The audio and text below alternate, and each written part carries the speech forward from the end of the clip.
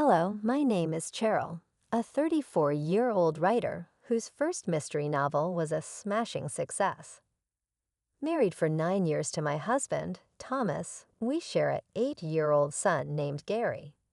Originally, Thomas worked, but he left his job a few years ago when my writing career took off, allowing him the leisure to stay at home, though he occasionally ventured out to play slot machines. Lately, however, I've been facing a distressing situation. Thomas has been involved in an affair, lavishly spoiling his mistress with expensive gifts, shockingly financed by my own credit card. This betrayal, which I've endured for the sake of our son, has reached a point where I can no longer bear the strain. On a peculiar morning, Thomas dressed in a suit, an unusual choice given his current routine of unemployment. Curious, I asked him about it. He appeared startled at first, but quickly gained his composure, telling me he was heading for a job interview, hinting at a potential shift toward contributing financially again. I wished him luck, sincerely hoping this marked a positive change. However, my trust wavered when he returned home at 2 a.m., leaving me awake and filled with doubts about the true nature of his outing.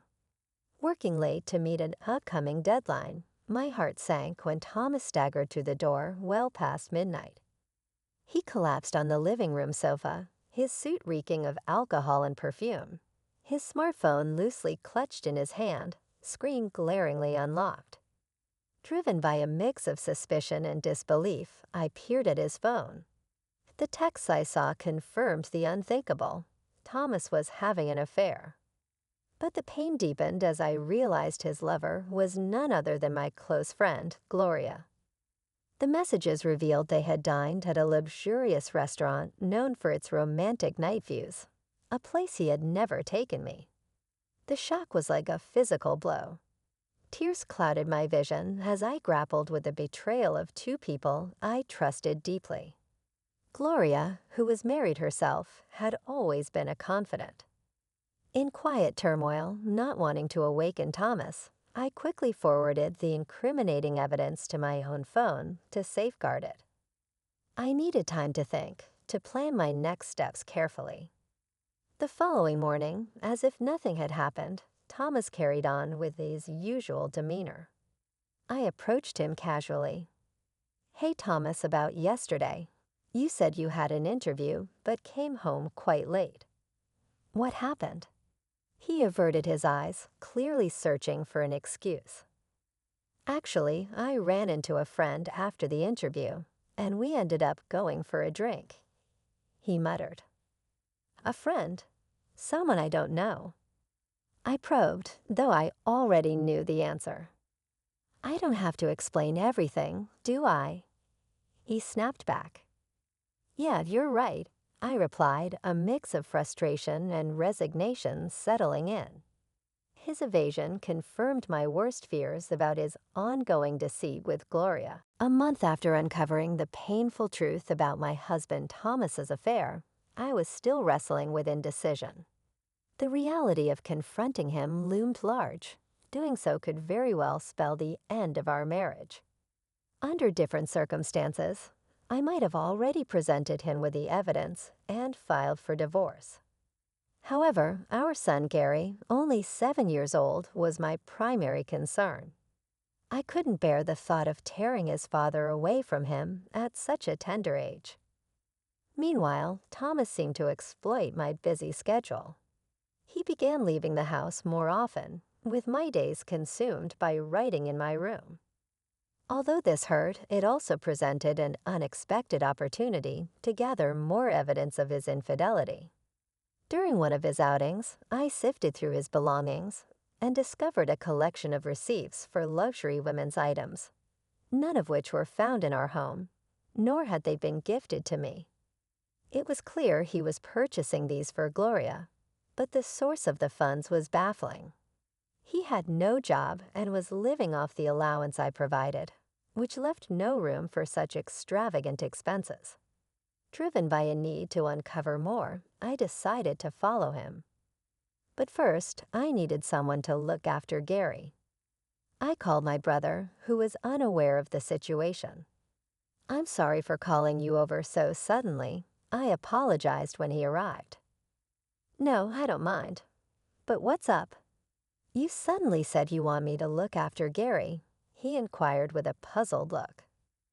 "There's something I really need to go shopping for on my own," I explained, crafting a cover story. "Shopping? You've never been materialistic. You usually shop online," he observed, clearly skeptical. "I know," I replied, feeling a twinge of guilt for the deception, but knowing it was necessary to protect my family and uncover the full extent of Thomas's betrayal. In the chill of an early morning, with my heart weighed down by doubt, I asked my brother for a favor. "I need to pick something up from a store today, something I can't order online. Can you watch Gary for a bit?" I tried to keep my voice light, hiding the real reason behind my urgent need to leave the house. "Of course, but try to come back soon, okay? Gary might start missing you," my brother responded, concern evident in his tone. "Thanks so much," I said, my gratitude genuine despite the turmoil swirling inside me.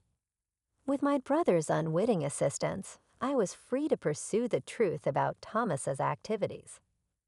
Blending into the crowd, I followed Thomas from a safe distance, my heart sinking further with each step he took toward his destination.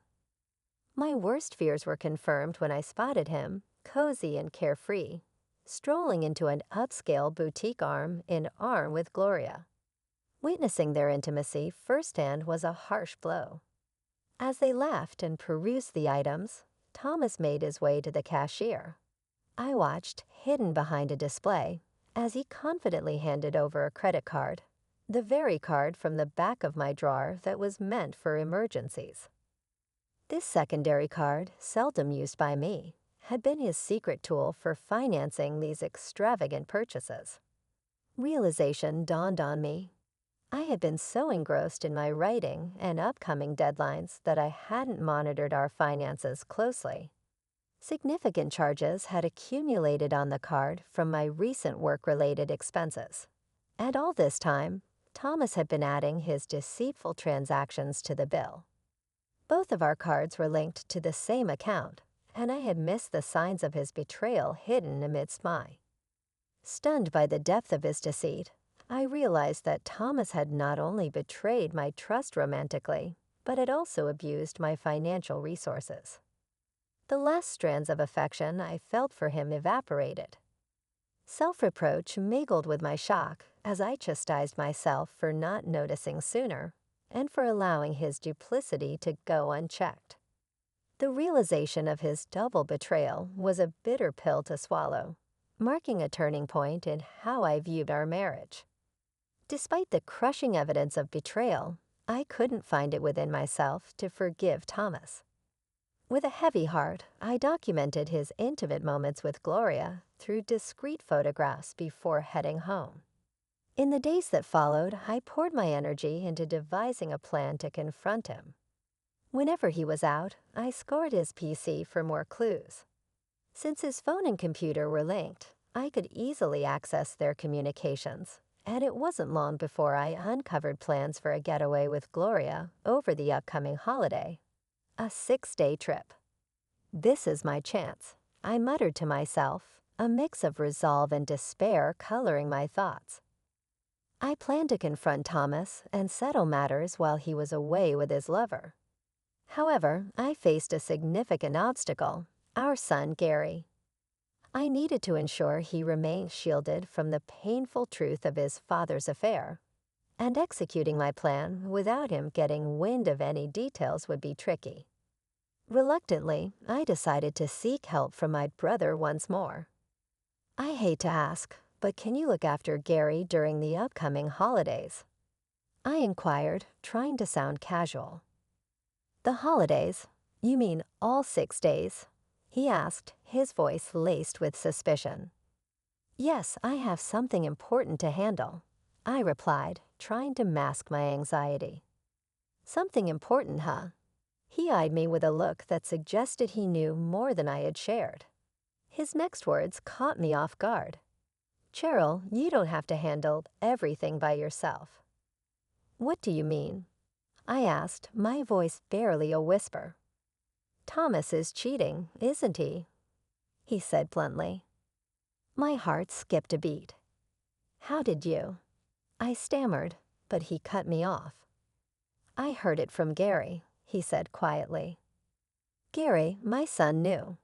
Even though he was just a child, it appeared he had picked up on enough to realize something was amiss. He had seen his father getting close to someone who wasn't me, and it had upset him. My brother's revelation was a stark reminder of how sensitive and observant children can be, even at a young age. It seemed Gary had sensed the tension and sadness in our home, further complicating the emotional landscape of our family. I had thought I was shielding Gary well from the turmoil at home. Why? My brother pressed gently, his words cutting through my defenses. "Thomas's actions have hurt you enough for even Gary to notice. Are you considering staying with him?"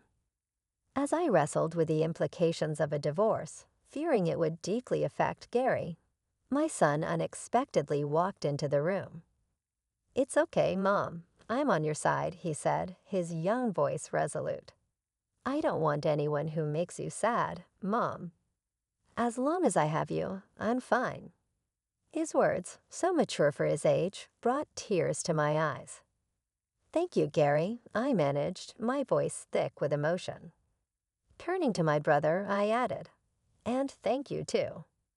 Bolstered by the support of my son and brother, I found the courage to face what needed to be done. Harry and I began to plan our move, timing it for when Thomas would be away on his trip with Gloria. My brother aided us in packing discreetly, ensuring everything was ready for a swift departure. The evening before Thomas was set to leave, I decided it was time to confront him directly. I found him packing a suitcase in our bedroom. "Thomas, why are you packing a suitcase? What's going on?" I asked, feigning ignorance. "Oh, this? I'm going on a trip with some friends starting tomorrow," he replied, avoiding my gaze. "A trip? Why didn't you mention this earlier?"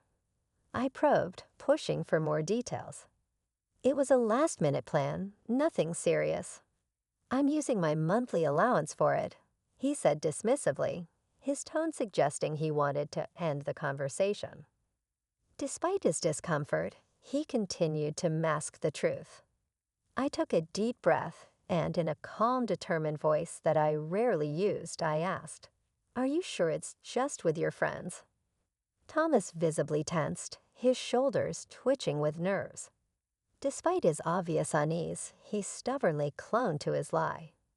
"You really don't trust me, do you?" he stammered. "All right, I understand." "Enjoy your trip with your friends," I said, the irony not lost in my tone. "I would have enjoyed it anyway," he muttered, but the assurance in his voice was forced. With everything laid bare, I knew what needed to be done. My brother, my son, and my resolve had set the stage for a new beginning, free from deceit. Even though you didn't bring it up, it's essential to be accountable. I stepped out of my husband's room, wrestling with my thoughts. Had he been truthful from the start, perhaps we could have parted ways amicably, discussing alimony and child support. Despite his betrayal, there was a time when my love for him was profound. He had been my rock when my novel failed to make an impact. I wanted to avoid harboring any real bitterness toward him. Yet under the current circumstances, I had to guard my heart, especially for my son's sake and my future. It was clear that the time had come for me to make a decisive move. There was no reason to hold back any longer, especially after uncovering more of his deceit. The next morning, after he had left for his trip, I checked the drawer, and sure enough, he had taken my credit card again. I acted swiftly, calling the card company to report it lost and had it deactivated. When my son woke up, his eyes sparkled with excitement as he asked, "Mom, today's the day, right? The day we moved to our new house." Any lingering doubts I had evaporated in that moment. Yes, Gary, I smiled, reassured by his enthusiasm. I've canceled the credit card, and now it's time for us to start fresh in our new home. With my brother's assistance, the move was seamless. We transferred our belongings to our new home while my husband's things were sent elsewhere. The next day, as we settled into our new space with my son and brother, a profound sense of peace and anticipation for the future filled me. When my husband called, his voice came through the line hesitantly. "Hello, Cheryl. What is it?" "Well, this trip is turning out to be more expensive than I anticipated. Could you possibly send me some money?" I knew immediately that he was feeling the pinch financially because I had frozen the credit card. He was skirting around the real issue, his unauthorized use of the card, and his indirect request for money was irritating. "Did you budget for this trip on your own?" I asked calmly. "I'm sorry, but I can't lend you any money." His response carried a tone of frustration. "Don't be like that. If you don't help me, I'll be the only one not enjoying this trip." "You mean you'll be the only one?" He corrected himself, his confusion apparent even through the phone. "After all, you're on a trip. You want to show only the good parts, right? But sorry, the card you took is no longer valid, so you'll have tow." "What are you talking about, Cheryl? What card?" He feigned ignorance. Pretending not to know won't help, I countered, my voice firm. "You're panicking because you're saying things that don't make sense. I don't know anything about a card." "Enough," I exclaimed, my patience wearing thin. "I already know you've been cheating on me with my best friend, Gloria. What did you think that I had no idea?" "Are you kidding me? It's obvious." "No, it's not what you think." "I'm not cheating," he tried to assure me, his voice desperate. I was furious that he continued to deny everything. Standing there with my brother and son next to me, all my pent-up fury erupted. "Stop making excuses. You had a family and you cheated with another woman. And to top it off, you've been using someone else's card. Do you even realize how despicable your actions are?" Later, I engaged my lawyer to finalize my divorce and sought compensation from my ex-husband and Gloria, along with child support. I also demanded repayment for the unauthorized credit card charges. The financial strain was too much for Gloria's marriage. After settling the compensation, her husband filed for divorce, and she found herself without a home. She sought refuge with her parents, but they, disheartened by her actions, turned her away. With limited options, Gloria now lives where she works, taking up night shifts at a local bar. Thomas, too, sought comfort from Gloria during this turbulent time, but overwhelmed by her crisis and furious with him for causing her divorce, she ended their relationship. Thomas is now juggling several part-time jobs, struggling to make ends meet. His prolonged period of unemployment has hindered his ability to find stable work. Should he ever fall behind on his alimony or child support payments, I am prepared to pursue what he owes without hesitation.